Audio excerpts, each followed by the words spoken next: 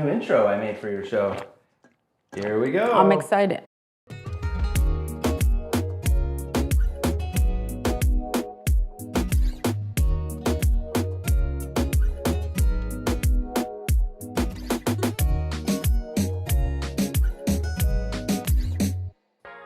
I have to say that I didn't approve the photos that went into this intro before the intro was created. You said you wanted some old photos of you, like, your journey from child to... I'm just glad that back in the day there was no social media or smartphones or anything, because I went through some strange phases, I guess. But faces and phases. Faces and faces. So welcome. If you are feeling invisible here on YouTube as a creator, you are not alone. There's a lot that goes into making content for YouTube. YouTube is a platform that is very demanding. It's not like Instagram or TikTok that you can use the features within Instagram and the features within TikTok and create your content there, and it's short format content. YouTube requires a lot of resources, and making a video is time consuming if you're editing your own videos, or if you're paying an editor to edit your videos. All the ideation, the SEO strategy, the research that you have to do. You post that video and it gets just a handful of views, and it's disheartening, it's frustrating, it's like you're ready to give up. I just go through this fits of like, I hate this. YouTube doesn't like me. I'm not a good creator. Like, what's going on? Where are my people? All of these things that go through our heads when we just don't get the validation. It's like you are just talking to the void, and you don't get any comments, any likes, or any signs that somebody, a human, is watching your content. Not even hate comments are coming your way. A lot of Reddit users call it a digital tumbleweed. Yeah, a digital tumbleweed. Yeah, that's very that's very accurate. You are not alone. We're going through the same. It seems like there has been some major changes here on YouTube that started at the end of 2024, and we're feeling it right now, and it's painful. I mean, we have a channel that has more than 100,000 subscribers, and in our latest videos, we don't get more than 300 views, which is, ridiculous. It's ridiculous. And after all the work that we put on our videos, and even, we are in this transition period as well. We rebranded our channel and our business, and we went from being the Pod Sound School to PSS Creative Media. And now we are posting content that are more for all sorts of creators, podcast creators and video creators. And we thought that this was the reason, but even the content that used to perform really well on our channel just doesn't have the same traction anymore. So yesterday I just got very frustrated, and I said, well, let's just have an episode about this feeling of like, not that you don't matter as a creator, that you're invisible, that your people have left, that they don't like you anymore, and that you should just pull the plug on this whole thing and move back to Colombia. Or there's some secret formula that you don't know, and that all the other creators have it right. Yes. All of those things, address those head on, and see what the solutions are for those things. But we did our research, and I promise that everything is not doom and gloom. By the end of this time here together, you are going to feel empowered, you're going to feel hopeful, you're going to have the information that you need to move forward. And more importantly, I want you to understand that it's not you as a creator. It's not that you are not bringing value. It's not that you don't care about your community or your audience. Is that the platform is going through changes that we're going to share with you, and we just had to adapt to the new way that the algorithm is operating at this point. Welcome to Content Sancocho. Again, I'm Veronica, and I am part of the PSS Creative Media. Here we help creators to make incredible content that connects with their audience, and we help clients, and we have courses If you want to learn more about us, just go to pss.media. I don't even know our new website. I always hesitate. pss.media to learn more about us and about what we do. And this theme about feeling invisible here on YouTube is part of a series that I created that is called Permission to Create. I have posted 3 or 4 videos under that series. I'm going to share the link to that series here. And it's all about empowering you as a creator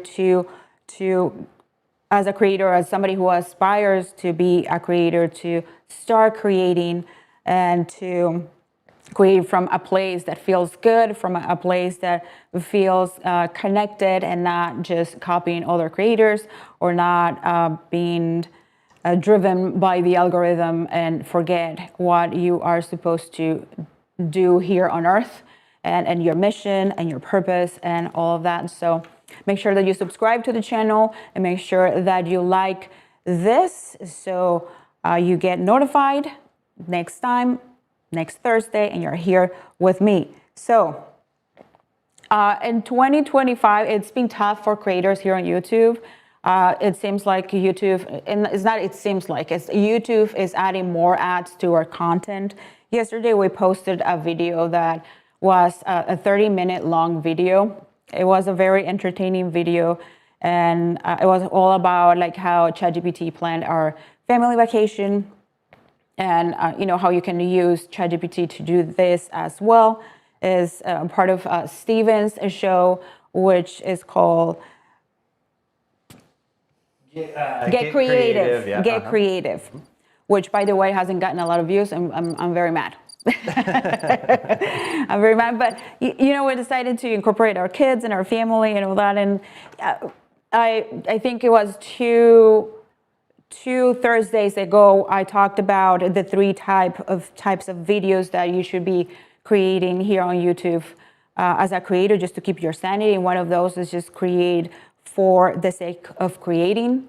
Create something that it makes you feel good inside, that inspires your creativity, that not all of the content that you post on YouTube has to be to please the algorithm. There's this videos that you will make that is just for the fun of it. And those tend to be the videos that create community and that connect with people more. So we made that video, and in that video, there's like 15 ads or something like that. Like I had to go in there and manually just get rid of some of them, not a lot, because we still want to make money, and we don't make a lot of money with ads here on YouTube. But anyway, I had to delete some of them. So if you are experiencing this is part of YouTube announced that I think it was last year that started announcing that they were going to use automatic ad placement on our videos, and is taking its liberties and it's adding a bunch of ads to our content, which at the same time, we may be making more money, which we're not. But it's completely ruining the user's experience, the viewer experience, because you have to you have an ad like every minute and a half, and that's just not fun. It's crazy aggressive. I mean, a ton of ads, and it will also put an ad like within the first minute. And when you're so worried and concerned about audience retention and trying to get people hooked into your content for the first few minutes, you don't want an ad for at least 3 minutes. And if it's a 15-minute video, why should you hit somebody with so many ads? It's crazy. Yeah. Also, the algorithm is unpredictable. It's been crazy. It's been changing. Like I mentioned our example of our channel, like how we get 200 views, 300 views on a channel that has 100,000 subscribers, and it makes you feel embarrassed, what? And then with that is that you can't really approach sponsors, because how are you going to show that you have those kinds of views on a channel of that size? And we're not the only ones going through this. There are a lot of creators with big channels, like channels in the millions, only getting 1,000 views or 2,000 views on their channels, which, a channel with 1 million or more than 1 million subscribers, they should get more views than that. So Also, Sarah asked a really great question, which is, will those ads only appear if you're approved for monetization on YouTube? yes. And actually, no, they changed that recently too. But do you have to be part of the YouTube Partner Program, no? Now they don't care if you're part of the YouTube Partner Program or not. You will still, they're just going to show ads on your videos. That's just part of it now. It used to be that you would, but now, yeah, you'll get a lot of ads. And actually, not being part of the YouTube Partner Program, now you have, it seems like you have a little bit less control. So you're definitely going to get hit. A few different ads will pop up on your videos if you're not part of the YouTube Partner. But there's a certain threshold that you need to meet, right? In order for you to start making money. But in order for them to start running ads so on your you're content. thinking that there was an update, and the update happened, I believe it was even a year or two ago. It was a while ago that the update happened, and you had to agree to it as part of being a creator. You just were probably unaware of it because that was so long ago when we monetized. But how come our clients they don't have ads on their channels? On their channels, they do have ads on their channels. They do? Yeah, and usually, typically, the ads will pop in just at the very beginning. Oh yeah, and just at the very end. Oh yeah. And they won't be interrupted or be the mid-roll ad placements necessarily. But they are hitting channels that aren't monetized yet with mid-roll placements too. So just really aggressively slamming. And that is also speculated because of there's also been a huge drop in the budgets that I can't remember exactly. We were looking at these stats earlier this morning as well, but there's a huge drop in the ad spend in general. So maybe they're hurting for money. I don't know what it is, but it's pretty bad. And they're not, okay? So this is what creators are saying right now. We went and we found forums and we found people on Reddit and other places. And we're going to share this with you so you don't feel alone. So the first one is from Reddit. And I'm going to read it very fast. Is it normal to have 0 views and subscribers after posting 5 videos? Or am I doing something horribly wrong? Hey folks, I'm honestly feeling a little disheartened and just need to ask this out loud. I've uploaded 5 videos on YouTube over the last few weeks. I try to be consistent, give attention to thumbnails and titles, even spend hours editing and uploading in 4K. But here's the kicker. 0 views, 0 subscribers, not even a stray bot, but even not even a hate comment, just digital tumbleweed. There it is, digital tumbleweed. I love that. Yes. Or a stray bot. So, but then I went into the comments of this post, like people replying to this, and somebody was saying like, you didn't even watch your own video. Like, if you watch your own video, that counts as a view. Or like, did you send this to your friends, to your family? When you are starting your YouTube journey, that's what you do. You watch your own videos from different devices just to kind of trigger the algorithm. I still do it with some of our videos. And with our clients too. And with our clients too. Sending our clients' videos over to everyone. Yes, to kind of trigger the algorithm, and it works. Like, it has worked for our clients, because just to allow, when the channel is new, you have to give it that kind of boost.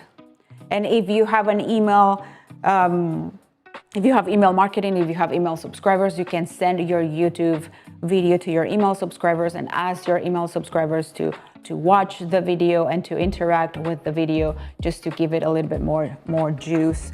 But yeah, it's a reality. It's sometimes you post 2, 3, 4, 5 videos, and then you just get nothing, not a lot of feedback, not a lot of likes or comments or anything. That's another thing that we have experienced on our channel, is not a lot of comments on our videos. And part of it, and we're gonna get to that in a minute, like how do you change that? What have we been implementing? And because it's not all, we can't blame YouTube, we can't blame the algorithm, because that just takes the power away from us. We should look at our strategy and what's going on, what we're doing.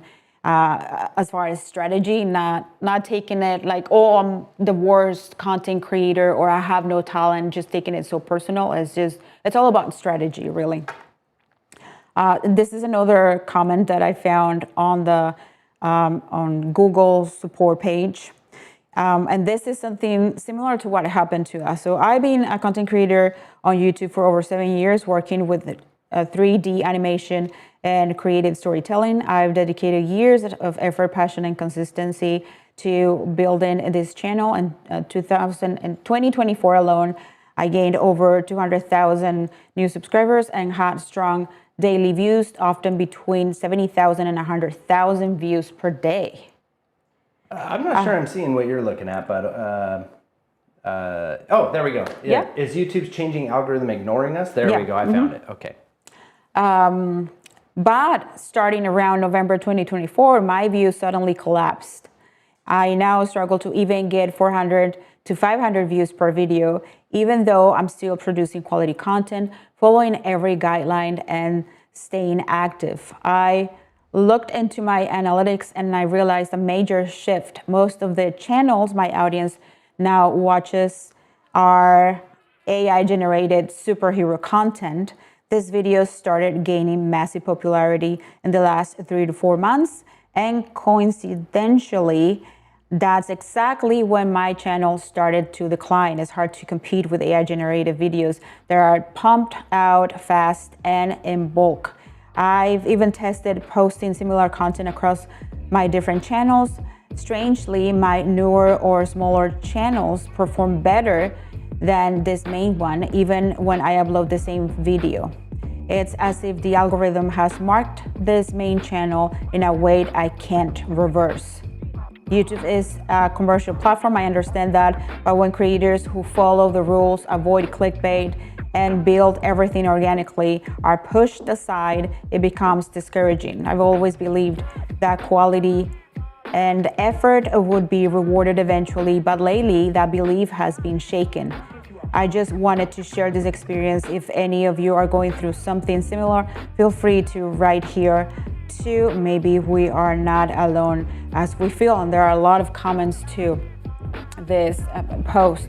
So this is something that we have experienced ourselves to with our channel. We started our channel with the how to start a podcast. It was the how to start a podcast channel, and all of our videos were about podcasting. Well, in 2020, podcasting had an explosion. A lot of people wanted to start a podcast. It was, when all of us had to be at home. We were not allowed to leave our houses or to travel or to do anything else but to just stare at our phones. So a lot of people just had the idea was, can I create something with my phone? Can I record a podcast with my phone? And that was one of the videos that we had on our channel.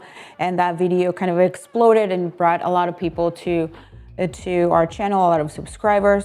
And the two things happened with that video. First is that the platform that we were using to explain things in that video, the way that people were recording a podcast using their smartphones, that technology went away. It was an app. It was called Anchor, and the Spotify bought Anchor, and that Spotify just got rid of the Anchor, the app's capability of functionality of recording a podcast with the smartphone. So now you can't really record a podcast with your smartphone. So that was one of the reasons why the video started just declining and not being suggested anymore, because the information was just not useful. And then the other thing is that things started to change within the podcast industry. Video podcasting came into play, and now that was just like kind of like the thing that the audiences were interested the most. It was just like video podcasting on YouTube and just incorporating video into what they call a podcast. And it became just more confusing. So we were very niched, and our niche was changing and was evolving. So that's why we have to evolve with things and change things around. But that has impacted our views significantly, because now we have to, the content that we post that has nothing to do with podcasting, that content, those videos are not getting the traction that we want them to have. But yeah, do you have anything to say? Well, I mean, I have a lot to say. You have a lot to say. Okay. I mean, but The last couple of months, we have a comment here, which Oh, is okay. the last couple of months, I noticed tons and tons of AI gen videos popping up in my feed. The no face videos are getting out of hand. And it's true, and this is kind of what I have to say, which I think is going to be a good segue into what Veronica's going to talk about too in a moment, which is the changes that YouTube has implemented into its famous algorithm, and what they actually themselves have said, and then also some of the speculation among users. But yeah, it's obvious that major platforms like YouTube are going to have to control this somehow. And one of the ways that they're going to do that is by implementing language models actually into large language models, LLMs like ChatGPT, into the YouTube algorithm themselves. And that is what they've done. They started implementing that in 2024, and then in 2025 it rolled out, which is funny because it kind of broke YouTube in some ways. And users from all sizes of channels, big channels that get millions and millions of views to the medium-sized channels to small channels, all report a huge dip in views lately. And it's because the whole algorithm, the way that it works, the way that it's suggesting videos and everything has changed. And so anytime, if you look at the history of YouTube, anytime YouTube implements any of these changes into its system of its suggesting algorithm, as well as its search engine, you see a huge learning curve for YouTube and a huge period of time that's just kind of broken, and creators just get really frustrated. But that also affords a very interesting time in history to get creative and to make some really amazing content and actually ride that wave. And as the algorithm starts to learn things, there's going to be also the kickback to it. So right now we're maybe in this kind of like slump of the new YouTube trying to figure out what's going on. And what actually the AI language models are searching for, the big thing is they are searching for repeated content. So everybody was really concerned when everybody's been very concerned.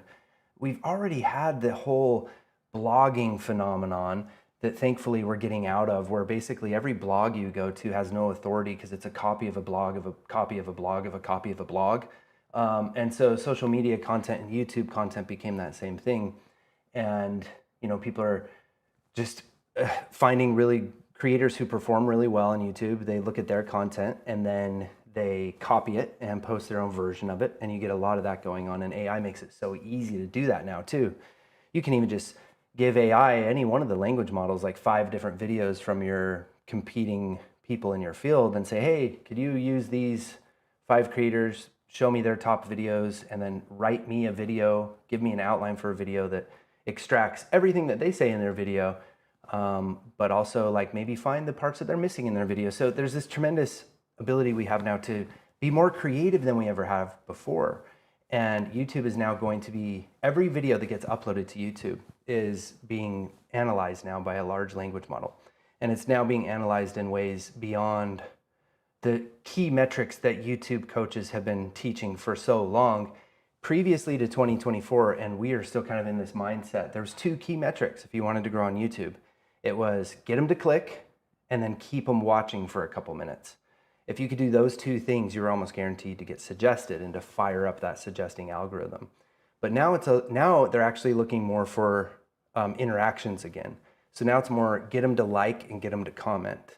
And then what the other thing it is just be more sincerely, outrageously yourself. Just be as uniquely you as you can. Because the other thing now that these large language models can reason and can evaluate for is tone and style and preferences and your language. And it's getting to know each of its users too. So it's going to suggest things to people not even based off of topics anymore, or even some of their favorite creators. It is going to start suggesting things to them even in a more personalized way. So everyone is chasing that now with AI, ourselves included. We're developing a podcast product right now that's incorporating AI that actually personalizes the how to start a podcast process for people. And that's the power of AI. So even though it's kind of this like doom and gloom time, sort of a slump, we're not alone, because all creators of all sizes are dealing with it. It's just the growing pains anytime YouTube makes a new addition. And there is, of course, all of the speculation. And anytime you get over on Reddit, for example, you do get a lot of, Veronica would probably say, la víctima pues, or or boo-hooing over there, right? But if you just take accountability and you look at what YouTube's really trying to do, they haven't really changed from the origin of the platform, and that is all of the YouTube strategists from YouTube that work for YouTube will tell you, forget about the algorithm and just think about the people.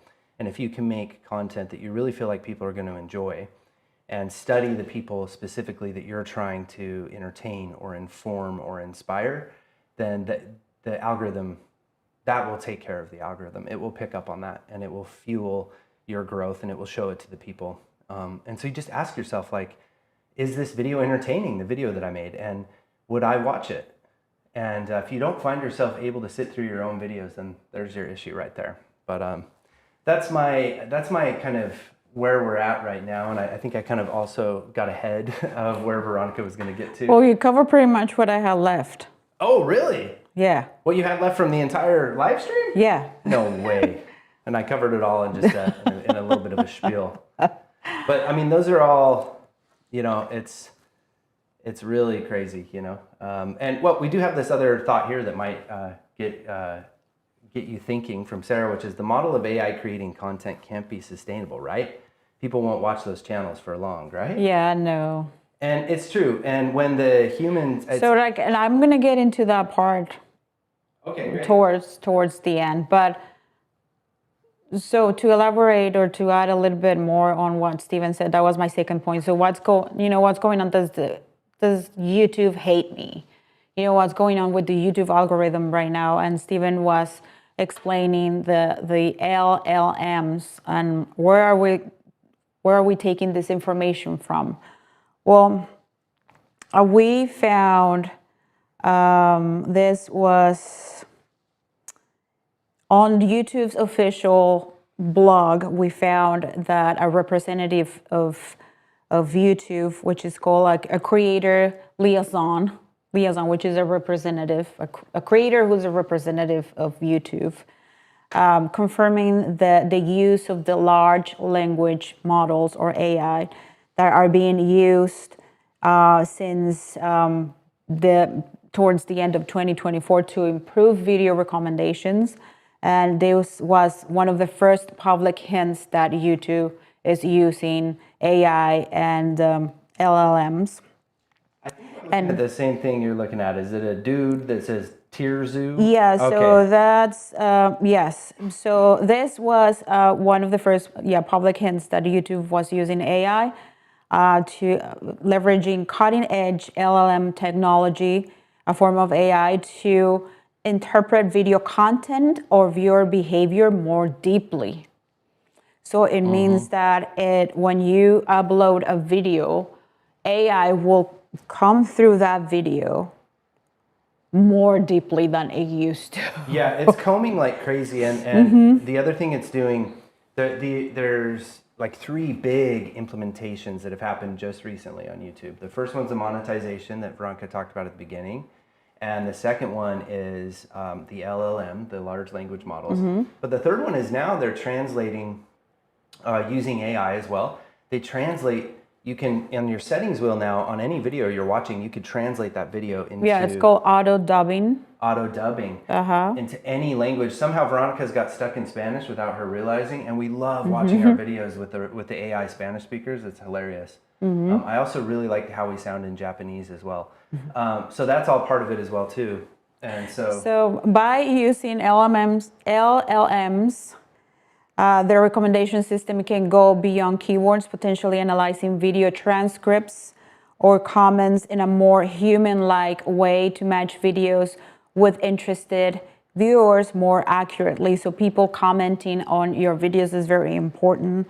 And also for you to upload the transcript of the video as well. It's a step that you don't want to miss.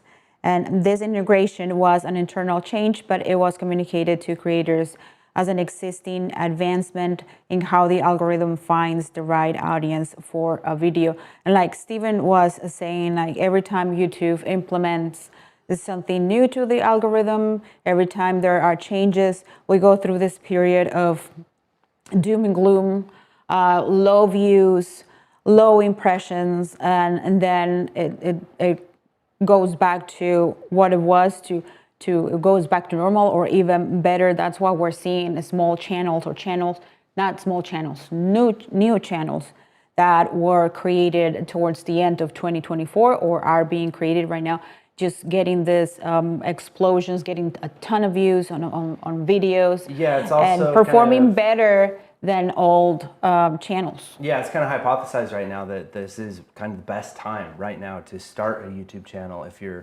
haven't started one, if you don't have an existing channel yet, or if you do have an existing channel, perhaps that it hasn't been performing well, or maybe you've just been sharing an RSS feed to the channel just for like audiograms or the audio version. This would be a good time to consider with like a whole new channel, creating a whole new channel with a new email address with Google, and to make that happen. But I think more exciting to me, what you're seeing is YouTubers are sort of being forced to reinvent themselves, and I feel this sensation that it's like almost an evolution in creativity with AI, which is really cool. On the contrary, I'm very optimistic about it, and I see this all over the place with all of my favorite creators and also YouTube coaches. One in particular, always been a favorite of mine. I don't know if anyone in here watching is familiar with him, but Brian G. Johnson is a YouTube coach here on YouTube. And he's totally reinventing himself, and he's doing it kind of on behalf of his followers. And he really has this belief of helping creators. And, you know, he was very stagnant, sort of talking head videos like many of us on YouTube. And now he's getting outside. Him and his wife are traveling a little bit more. He's like just filming himself barbecuing, putting a lot more kind of everyday moments, real personality, real humanness into his content. And that's sort of what's happening with AI and this frustration that we all have with all these AI videos showing up everywhere, is that we are craving even more now. We're craving real humanness, authenticity. We want to see people break from the script. And so it would be advised then, on this same note, for your brand new YouTube channel, or if you're suffering on YouTube a little bit, if you've been reading a teleprompter, or if you're very scripted with a single stagnant talking head shot, those talking head videos are going to be harder and harder to pull off, because very soon we're going to have AI, very realistic AI avatars that are reading those kind of videos, because it's really easy. Those actually already exist. There's actually one in Descript that's pretty cool right now. You can make an AI talking head perform your videos for you. So people want to see movement. They want to see you break from script. They want to see you and even more probably, and they want more human stuff out of you. Yes. And this information about using AI and LLMs was also confirmed by a letter published by YouTube CEO Neil Mohan. I believe it's Mohan, yep. Mohan, in February of this year. And that was a very interesting thing that he published, because he talks about deviating a little bit from the algorithm and AI and all that, how YouTubers are becoming the startups of Hollywood. And he's just very proud about this idea of how, sharing some examples of creators who are building studios in Burbank, that are building studios not only in Hollywood, but in Alabama and Vancouver and these different cities, and how YouTube has become this place where creators with big productions and the Hollywood of the internet. I don't know how to even say it, but it's very interesting that the vision that he has for YouTube, and we can see that how that is happening with YouTube. Like now, I don't know what's the percentage. We were sharing that the other day, like how many people watch us on the big screen on TV, and how on TV you can, if you watch your YouTube channel on TV, it's like you have this moment where like, why am I not more famous? Mom, I'm on TV. And it's because the way that they lay out everything, like your YouTube banner, all of your videos, your thumbnails, like now it's more important than ever to spend some time on your thumbnails, because people are watching your content from TVs.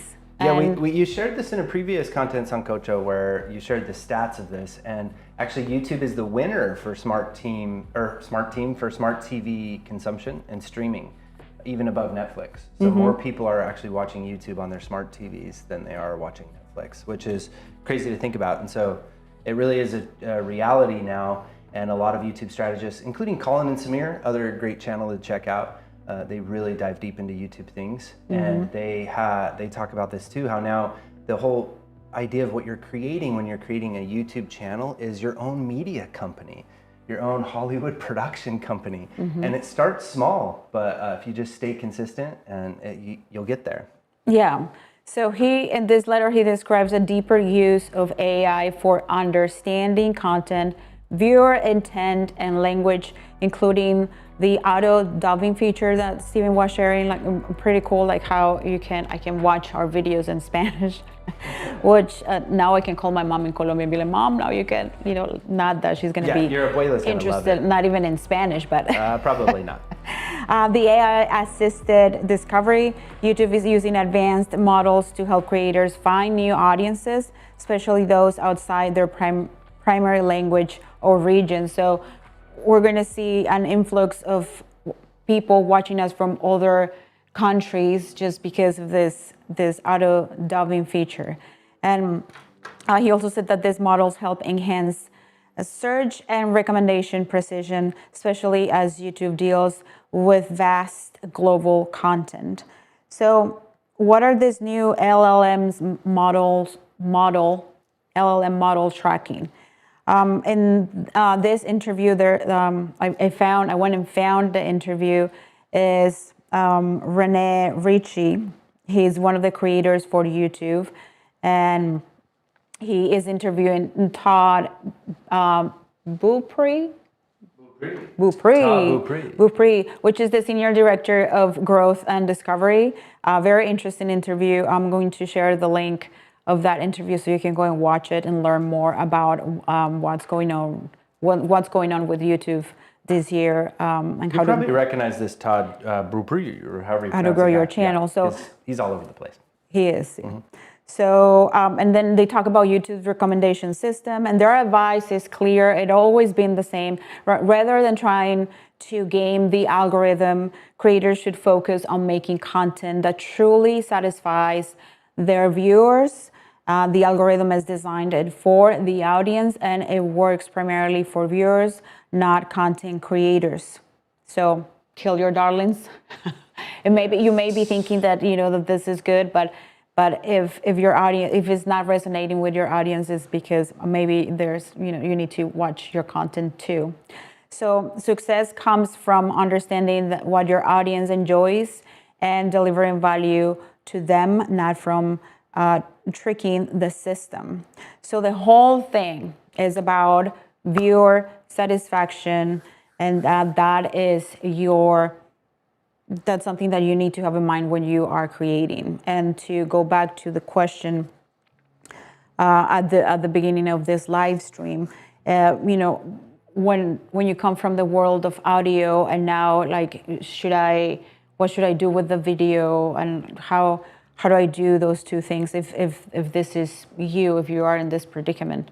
I think now first is a very good time for you to start a YouTube channel, just because all the changes that are happening right now, and how YouTube seems to be favoring small channels, and big channels like our channel not so much, but also just to have this concept of I am creating a show, and this show is in different formats. This show is in video format, and you can watch me on the big screen while I record my content, whatever the format that I choose to follow. Or you can also have me on the go on the podcast platforms, the audio only podcast platforms.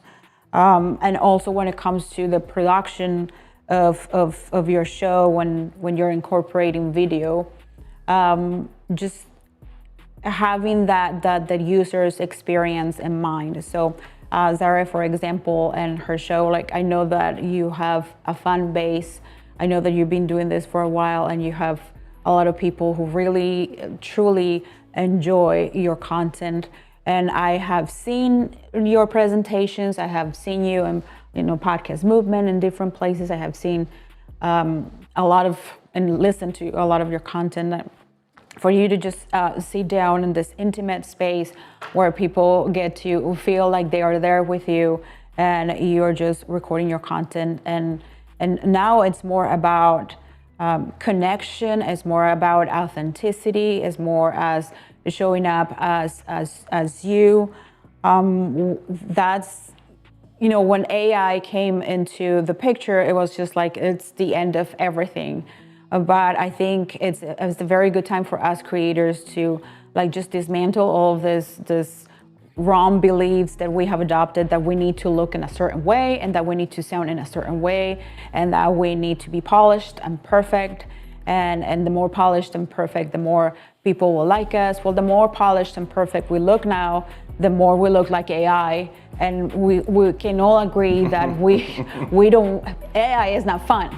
Mm-hmm. AI is not fun. AI can replace a human interaction. Somebody. Yeah, the only way it's fun anyway is with good prompting. It's with a good creativity with it, and then taking it and using it more creatively. It's fun to empower our creativity. Yeah, and also those videos where AI people talking to you, like somebody was talking about that they purchased a course, an online course, and all of the people teaching the instructors were AI. Yeah, no. So no. Yeah, that's just it feels wrong.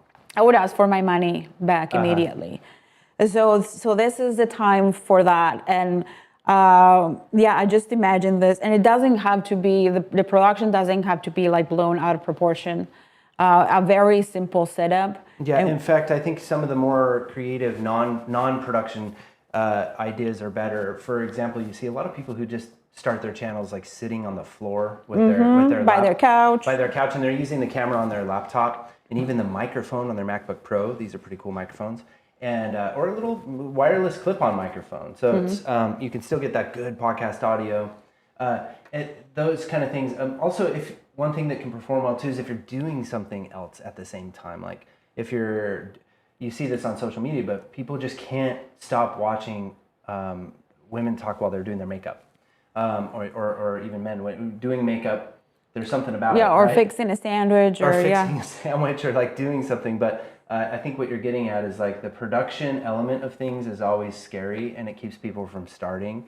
The other thing that is keeping a lot of us from starting is the camera jitters, not feeling confident with our face, not feeling confident having our face being seen, and then also being concerned about what everyone in our life is going to think as well is a huge one. We survey people about this constantly. Pretty much everyone we talk to, we ask them why they're not making content. So the things that YouTube is watching for is our watch time, how long viewers spend watching your content, engagement, things like likes, dislikes, comments, and shares, and subscriptions. If you have a channel that does subscriptions, surveys. I ran into this the other day when I was just scrolling. I finished a video, and then after that video, I just got this thing that popped up in on my phone saying that how much I liked that video, and I had to like give it 5 stars or 4 stars. And I'm like, oh my gosh, like this is nerve-wracking. That's a big one they're leaning into as well. Yes. So. And also, not interested feedback, which when users actively they signal that they don't like a video or they don't like a channel, that is something that YouTube is paying attention to. Yeah. So where it's changed, which is interesting, is it's not so much what it used to be in terms of interest groups. And that is like the old, not old, but now it's old all of a sudden. And the way that YouTube strategists would teach you, and you'd get into these advanced YouTube workshops. And it was interest groups. So what basically is people who are interested in X are also interested in Y. So it would suggest, it would put you into these interest groups, and it would suggest your content to a certain interest group who is also interested in the thing that relates to X or whatever it is. Now, the reason things are sort of broken is because that system has just been dismantled.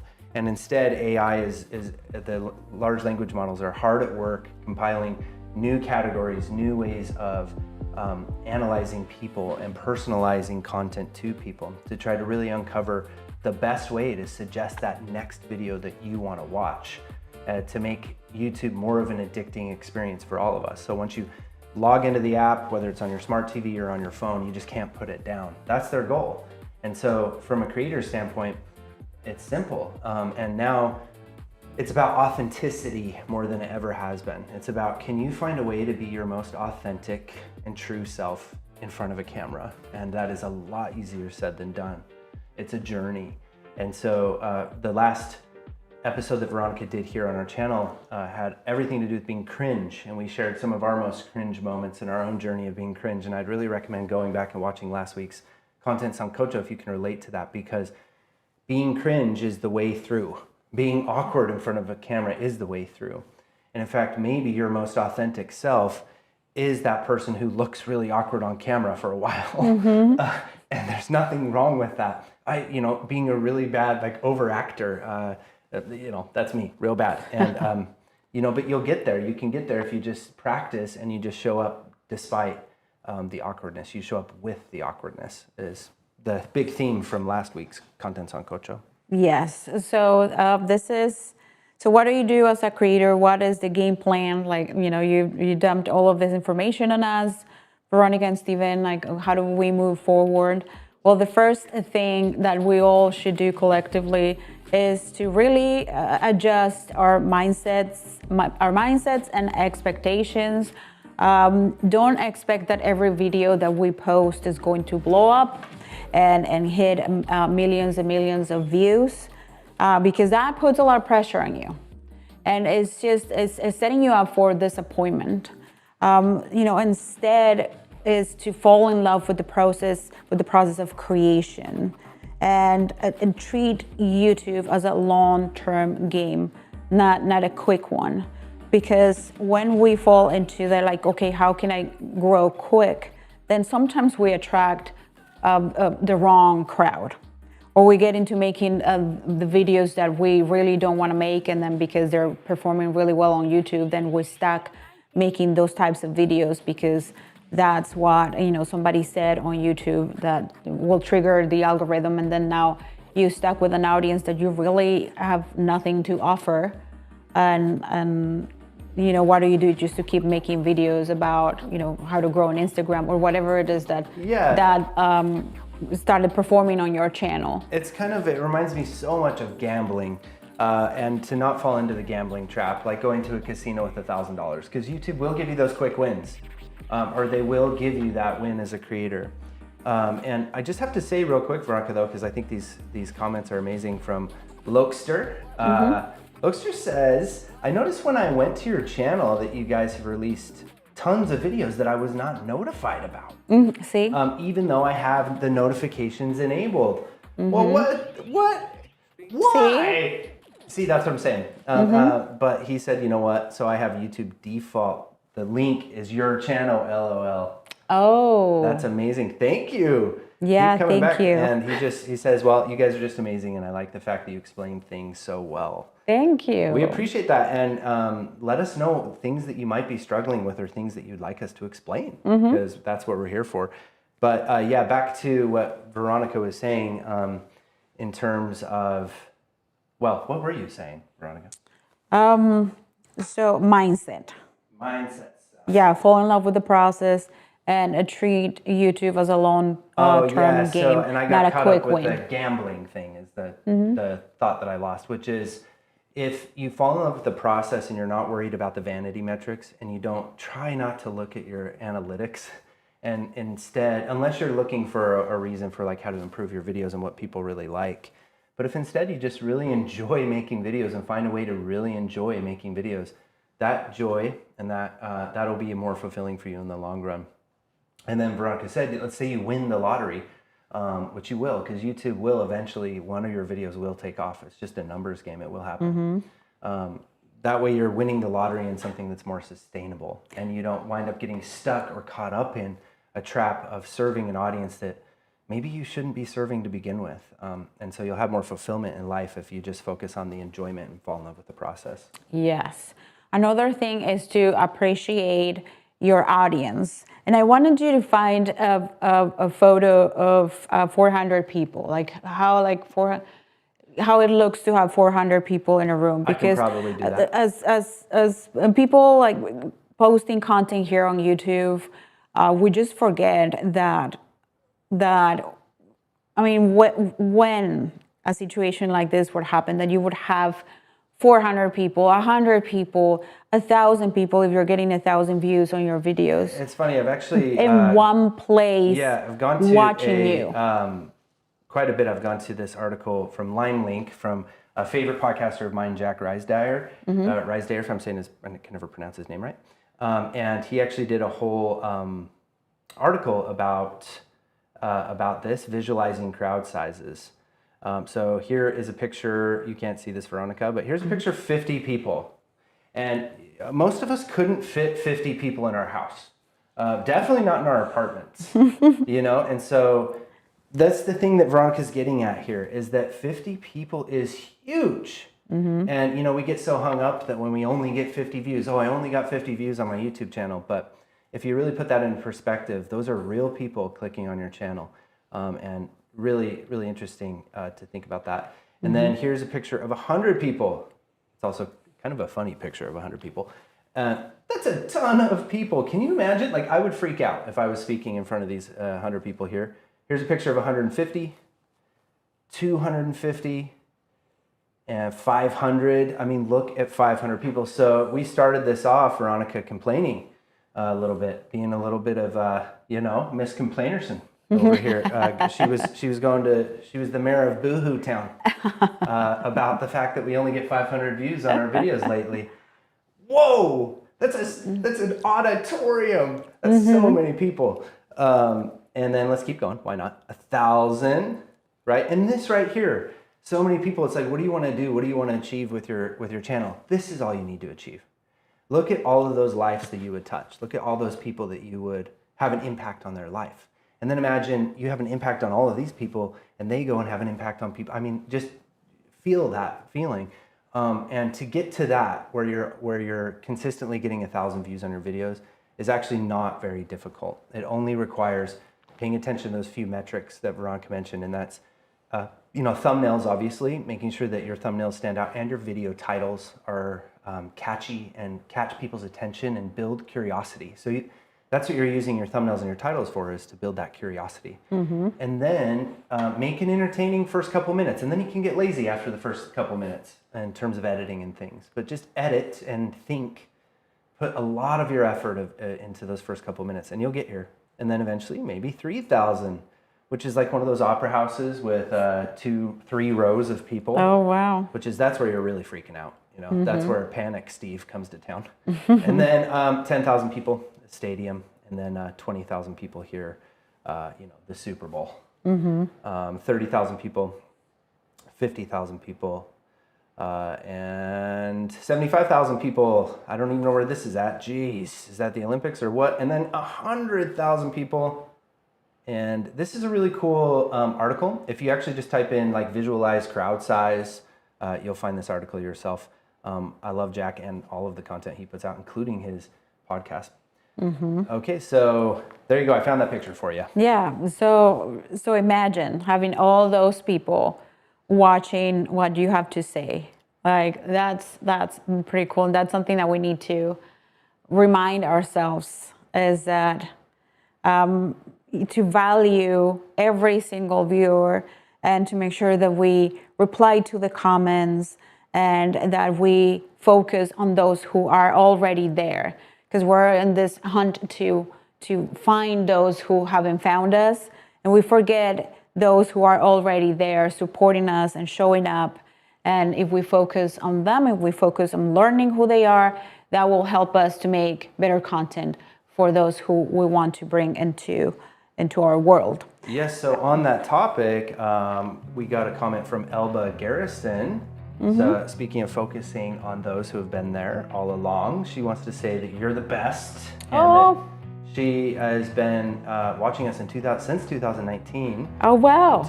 Started taking a course. I don't know if that was one of our courses. If it was, awesome. And seeing your evolution is wonderful. I've started a YouTube channel and struggling with it, but we inspire her.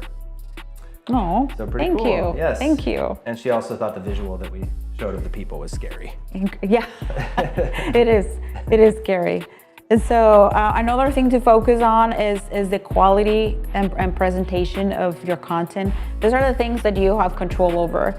And you know, good content, it's always going to take you far and wide. So focus on making good content. And that, you know, when people say like, we'll make good content, I just get like confused, like, okay, but what, can you tell me what to make? You know, and that information is going to come from your audience, and that information is gonna come from you getting curious and going through comments of creators posting similar content, or maybe using a tool like ChatGPT, the deep research inside ChatGPT to help you understand your audience better and what are the videos, what's the content that you can create that will really be considered something that's good and genuine, and that will help you grow your channel. And the other things that are important too are the thumbnail and the title, and the first I would say 30 seconds of your video, or the first more than 30 seconds. You want people to watch if you can, the first 2 minutes or 3 minutes of your video, because you know, that counts into the watch time. The viewer retention, if you keep them watching for you know, longer than 30 seconds. And a simple little tip there, that's a tip that I think we first started with, was from Think Media. Used to say this all the time. I believe they still do, and you hear a lot of people following this format, which is in this video. It still works, because so many people get into their content and they don't give you an idea of where the video is going. In this video, I'm going to tell you this. You don't have to like reinvent the wheel on things that work. Just make sure that the roadmap idea is a good idea too, because then you're setting people up for a payoff. You also, another thing that's really confusing, Veronica mentioned, like, well, what is good content? What content should I make? Or then people also talk a lot about storytelling, and what does that even mean? Like, I was doing educational content. I'm teaching people how to, like in our case, start a podcast. How do I tell a story about that? You don't have to overly think about any of these things. Mostly it's just showing up as you are. And what I love about editing is to not be afraid of it, and to get in there and try it, even if you're going to outsource and get an editor, which you absolutely have to do. But when you're first getting started, especially, the editing can kind of put things into perspective, and you could just start recording and then dump that stuff, just drag and drop it into an editor, and then piece it together, and then you'll see what's missing. And then whatever's missing, then you can record a little hook for it after the fact. And so it's about the hook and bait, you know? And so the bait really is the thumbnail, and then and the hook, I guess, too. And then the bait is what keeps them there for 2 minutes, right? So the hook is the thumbnail and the title, and then the bait is like, you know what the hook and what the thumbnail title and what the thumbnail and what the title and the thumbnail were. So you can work off of that and say, okay, they've already seen these words, this sentence of my title, and they've already seen this thumbnail. So now, where do I have them? And where are they at? What are they expecting? What are they anticipating from this video?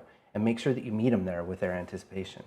Ask a question, spark their curiosity. Did you know this thing? Well, actually, that's totally wrong. That's the other thing a lot of marketers use, is the contrarian beliefs, or a big distance between things. You'll also commonly in marketing and sales, you'll hear like, most people believe this, but actually this is the real truth. And that, really? And in this video, I'm going to unpack that and tell you why. And by the end of the video, you're going to understand exactly why. These are age-old marketing and sales tactics used by storytellers and people for ages that we could just tap into, very simple formulas. And as Veronica said, now instead of being weary about AI, use ChatGPT, not to make your content for you, but to empower you to make more addicting content, to empower you and to be your research assistant. Ask it about your target audience. If you don't know who your target audience is, start asking questions, and it will help you get closer to who your target audience is. And those are kind of my final tips for the show. Yeah, and then my last one is to focus on the things that YouTube is telling you to focus on, which is to ask your audience to like your content, to share your content, and to comment. Because those are the three things that YouTube is watching the most. So make sure that you include those CTAs in your content. I know that it's awkward at the beginning to ask people to like. It used to be like subscribe, but now it's more likes, comments, and shares. So when you are recording your content, if you're recording a video podcast, or if you're recording both a video podcast and a podcast, and when you're recording, you have in mind your podcast audience and you forget about your YouTube audience. It's different when you address those two audiences, because YouTube, the way that YouTube fits in your content strategy is YouTube is the place where people find you. YouTube is the platform that has the SEO, that has the potential of like bringing a lot of people into your world. If you only focus on recording for your podcast, then you are not going to ask people to like, you're not going to ask people to share, you're not going to ask people to comment, because you just can't comment on unless you are on Spotify. That there you can leave a comment. But so that's the thing that I've seen with my clients, is that they focus on the podcast, on the audio part of the podcast, and not YouTube. So when you are recording, focus on YouTube, and then your podcast audience will understand, and you can explain. So this is a video podcast on YouTube, but we also distribute the audio portion of this to the podcast platforms, but your main CTAs should be on YouTube and helping you to grow on YouTube, because that's the platform that is going to get you that discoverability that you want. And then the podcast is a secondary. Unless you already have an audience, a big audience within the podcast players, then if you're starting new, I would focus on that. And I would address, the YouTube audience and ask them to comment below, ask them to like the episode, ask them to share the episode, thanking them for watching and for sharing that information with other people. And I'm going to ask you to do this now. We're going to be asking people a lot to like our videos, to like my live stream, to share this live stream with another creator, because that's what's going to help us grow our channel, revive our channel, and for us to keep doing this, because as you all experience this content creation, making content for YouTube, it can be like very discouraging, and we want you to step up and help us. And press the like button. And press the like button. Yes. And if we have helped you in any way. And the last thing is, Sarah said liked and shared. But also the last thing from her, she said, so you're saying more of a video first approach is your thing? Yes. With podcasting in particular. Yes. The video first approach is kind of the winning strategy because Spotify is very much impersonating YouTube. Spotify actually now allows you to upload a thumbnail. So the same thumbnail that you spend hours designing or paying someone to design for each of your video episodes, you can give that to Spotify. And now Spotify also has this integrated, if you didn't know, this might be repeat information for many, but they have an integrated short video, vertical video situation going on that suggests things in kind of a TikTok style. And so you can attach one vertical video or maybe a clip that you make from your episode to the episode. Almost like YouTube Shorts allows you to have a related video, same kind of strategy there. So now one episode on Spotify can be also a vertical video on Spotify. And then Spotify, it's free. So you basically, as part of your administrative process, you would upload the same video to both platforms. And if you want to do it with lowering your administrative workload, then you can get creative about saying things like the like, call the actions, and the push the buttons and the subscribes and things, because those might not work for your audio people, for your audio listeners who are still going to find you on Apple Podcasts and enjoy you in their car. But or you can do what many do and ask your editor to give you two different edits, one for Spotify and one for YouTube. I personally just put the same duplicate edit on both because the administrative load, we try to reduce any bottleneck, reduce any overhead with those admin tasks. But now you're just looking at uploading the same video that you edited to Spotify and to YouTube. And then Spotify takes care of now of that confusing RSS distribution. They will send the audio version of your podcast over to all of the 6 main players right now. Apple, Amazon, iHeartRadio, Pocket Casts, and I'm forgetting the other 2. But there's 6 main ones that have survived, that are still thriving. So yeah, a video first is kind of the smart strategy right now in terms of that. And wanted to unpack that a little bit more because I couldn't help myself.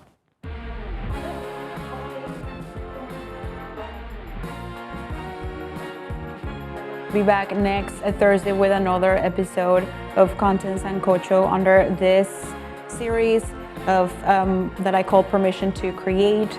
Thank you so much again for your time, and see you next Thursday.